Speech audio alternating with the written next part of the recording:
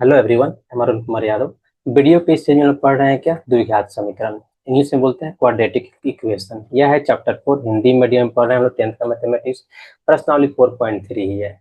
इसका है question number 5, जो कि लास्ट क्वेश्चन होगा इस प्रश्नावली का। इसी के साथ द्विघात समीकरण समाप्त हो जाएगा। अब तक हम लोग प्रश्नावली 4.3 का 1 से लेकर 4 तक देख चुके हैं।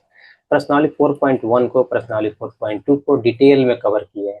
और इसका जितना भी कंसेप्ट है, जितना भी द्विघात समीकरण का कंसेप्ट है, इसको 2 लेक्चर में हम लोग कवर किया हुआ है। किसमें? लेक्चर 1 एंड लेक्चर 2 में। अब जाके प्लेलिस्ट में देख सकते हैं, द्विघात समीकरण के प्लेलिस्ट में लेक्चर को कंप्लीट कर सकते हैं, कंसेप्ट को कवर कर सकते हैं। बिना कंसेप्ट को आप आ रहे हैं तो थोड़ा दिक्कत होगा। इसमें बताया गया द्विघात समीकरण होता क्या है, समीकरण निकालते कैसे, इसका रियल लाइफ एग्जाम्पल क्या होता है, इसका मूल क्या होता है, शून्य क्या होता है, हल क्या होता है, डिस्क्रिमिनेंट क्या होता है, द्विघात सूत्र क्या होता है, सबको डिटेल में बताया गया, इनका प्रूफ भी बताया गया है। तो जाके आप देखिए। ये डायरेक्टली आप इस चीज को देख रहे हैं द्विघात समीकरण को, तो इससे हम बोलेंगे पहले बहुपद देख लें। ये बहुपद बहुत ही इंपॉर्टेंट है। जस्ट बहुपद को, बहुपद से ही द्विघात समीकरण बनता है। तो आइए इस लास्ट क्वेश्चन को हम पढ़ते हैं।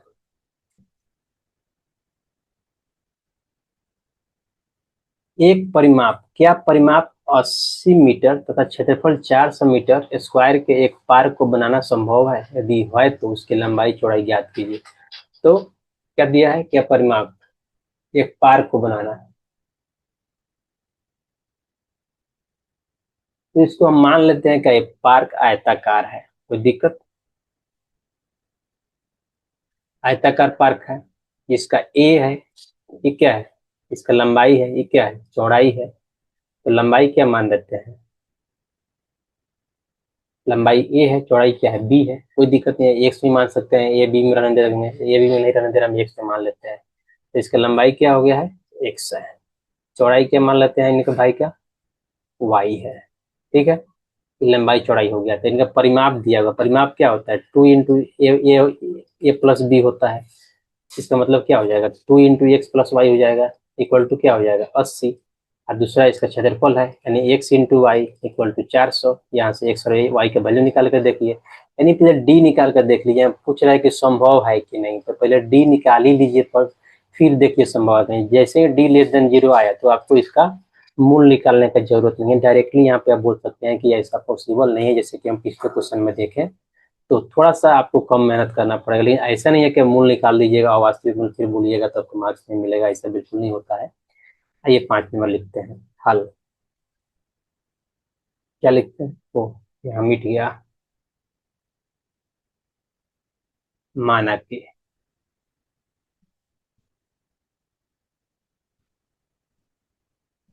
पार्क की लंबाई क्या होता है? ए से रिप्रेजेंट किए हैं, क्या है? एक्स है, एक्स मीटर में लिख देते हैं, तथा चौड़ाई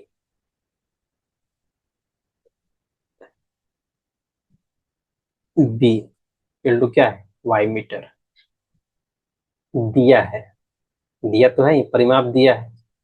दिया है क्या है? पार्क का परिमाप।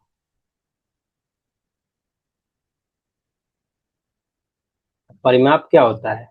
परिमाप को उम्मीद करते हैं कि आपको मालूम होगा। पर परिमाप 80 मीटर दिया हुआ है, यानी इसका जो भी छोर है, बाउंड्री है, इसको जोड़ दीजिए। यानी इसको जोड़ दीजिए, क्या ए है तो ये भी ए है, यानी ए प्लस बी क्या हो जाएगा? ये हो जाएगा। इसका परिमाप होता है आयत का 2 इंटू ए प्लस बी, यानी चारों उसके भुजाओं को जोड़ दीजिए। यदि वृत्त है तो इसका परिमाप क्या होगा? 2 पाई आर। तो ऐसे ही परिमाप बोलते हैं कि इसको चारों तरफ से उसके बाउंड्री को जोड़ दीजिए, वही परिमाप होता है। तो क्या हो जाएगा? 80 मीटर। अब देखिए, हो जाएगा 2। एक क्या है? एक को माने हम लोग एक्स, ये बराबर क्या है? एक्स। मीटर है तो मीटर लिख देते हैं। बी, बी कितना है? वाई। क्या हो जाएगा? Y metre equal to 80 metre. यहाँ देखिए 2 से क्या हो जाएगा? कट जाएगा, 40 मरतबा। तो क्या हो जाएगा? एक्स प्लस वाई मीटर को बाहर लिखते हैं। हमें यूनिट भी सिखा रहे हैं कि यूनिट कटता कैसे है। 40 मीटर, मीटर से मीटर कट जाएगा। अब चाहे तो यूनिट को डायरेक्टली छोड़ भी सकते हैं, लेकिन थोड़ा चांस रहता है कि टीचर चाहे तो उससे मार्क्स काट सकते हैं यदि आप यूनिट को छोड़ रहे हैं। तो समीकरण 1 आ गया क्या? एक्स प्लस वाई 40 आ गया। अब इसका क्षेत्रफल भी दिया हुआ है। दूसरा क्या दिया है? पार्क का क्षेत्रफल। तो कोई आयताकार पार्क है तो उसका क्षेत्रफल का फॉर्मूला क्या होगा? क्षेत्रफल उसका होगा ए इंटू बी, क्या, लंबाई इंटू चौड़ाई। क्षेत्रफल दिया कितना है? Let me see, 400 metre square. 400 metre square. ये क्या है? एक्स मीटर है। बी क्या है? वाई मीटर है। ये क्या हो जाएगा? 400 metre square equal to x into y, क्या, मीटर स्क्वायर कैंसिल। ये हो जाएगा 400 equal to x into y, या क्या लिख सकते हैं, एक्स वाई इक्वल टू 400। यहाँ y का वैल्यू रख दे रहे हैं हम, तो y का वैल्यू क्या आ जाएगा? यहाँ ध्यान दीजिए, y यहाँ से लिख सकते हैं क्या, 40 minus x, 40 - x equal to 400। तो लिखे कैसे हैं? समीकरण 1 से। समीकरण 1 से क्या लिखे हैं? y इक्वल टू 40 - x, तो जहाँ y था वहाँ 40 - x रख दीजिए। बस इतना ही तुम किए हैं। अब गुना कर देंगे तो हो जाएगा 40x - x स्क्वायर, अंदर जाएगा तो -x स्क्वायर हो जाएगा, ये हो जाएगा 400। अब देखिए 40x - x स्क्वायर, ये 4 से प्लस इधर आकर माइनस हो जाएगा इक्वल टू 0। तो क्या हो जाएगा? ये संभव है कि नहीं, पहले यही पूछ रहा है हमसे। तो क्या करेंगे, इसको स्टैंडर्ड फॉर्मूला लिखेंगे, -x square 40x - 400 equal to 0। Next में चलते हैं, क्या है, -x square -40x, let me check, +40x - 400 +40x - 400 equal to 0। यहाँ से क्या हो जाएगा? यहाँ से हम ए बी सी निकाल सकते हैं। तो ए इक्वल टू क्या हो जाएगा? -1, यहाँ पे b equal to 40, c equal to -400, b equal to 40, c equal to -400, नहीं होगा। अब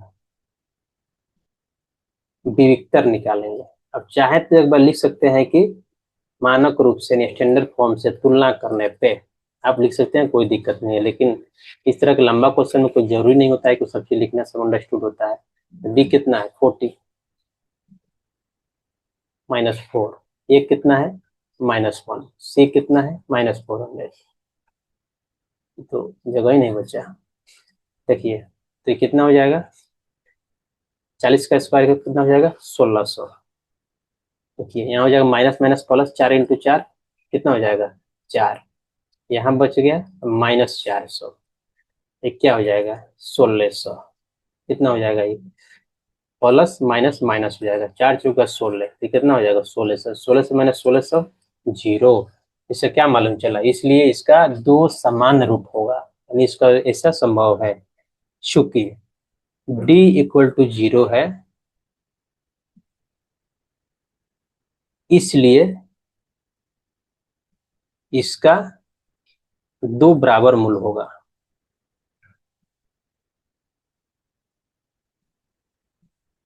और इससे हम और चीज क्या लिख देंगे?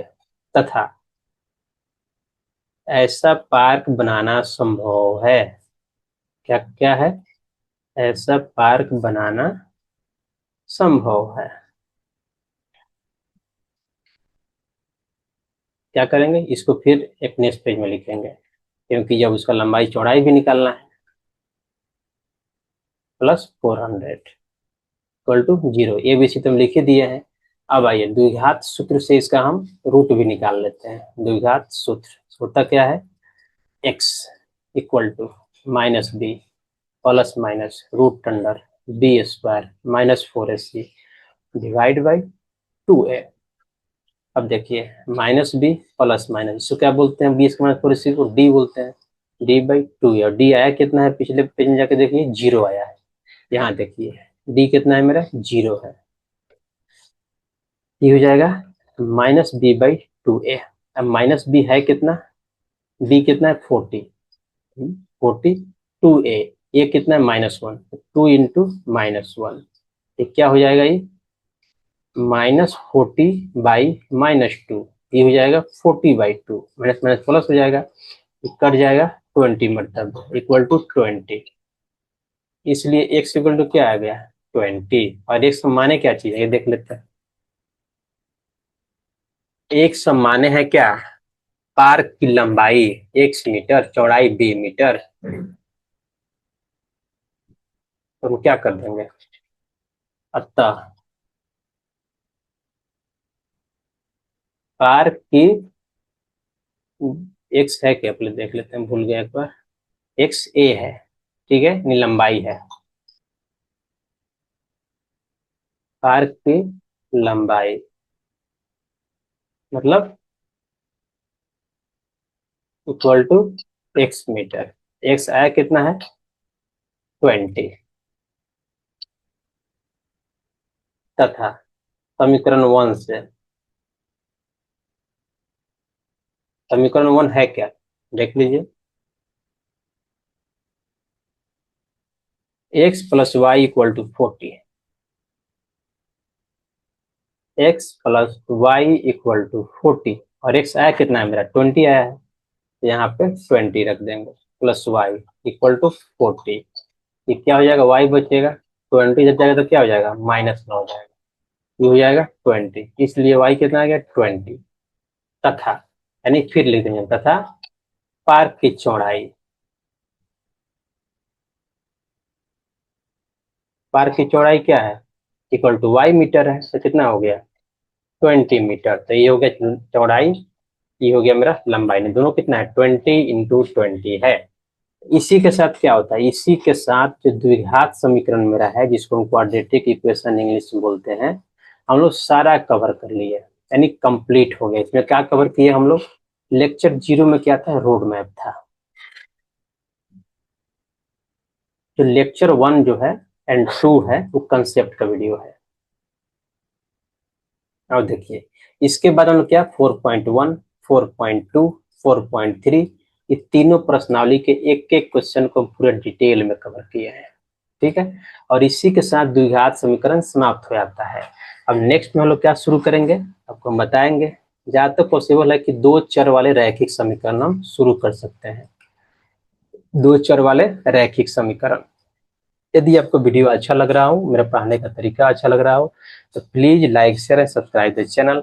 बाकी यदि आप मैथ लगभग कंप्लीट होने वाला है 10th का, बाकी जब देखना चाहते हैं तो हम चाहेंगे जाइए मेरा प्लेलिस्ट खोलिए और वहां से एक एक वीडियो को आप देखना शुरू कीजिए। पहले प्लेलिस्ट से देखिए, प्लेलिस्ट खोलिए, वहां से लेक्चर 0 यानी रोड मैप से देखिए और लगातार जाके एक एक चैप्टर को आप कंप्लीट कीजिए। हम 1 महीना में इसको लगभग कंप्लीट करने वाले हैं, पूरा चीज एक एक प्रश्नावली एक एक कंसेप्ट को डिटेल में बताते हुए। तो उम्मीद करते हैं कि आप 1 या 1.5 मंथ में पूरा 10th का मैथमेटिक्स का पूरा सिलेबस को एक एक क्वेश्चन को पढ़ सकते हैं, सारा कंसेप्ट क्लियर कर सकते हैं। इसी के साथ वीडियो समाप्त होता है। यदि आपको ये प्रश्नावली और ये चैप्टर समाप्त होता है, यदि आपको वीडियो अच्छा लगा हो, please like share subscribe the channel. Thank you.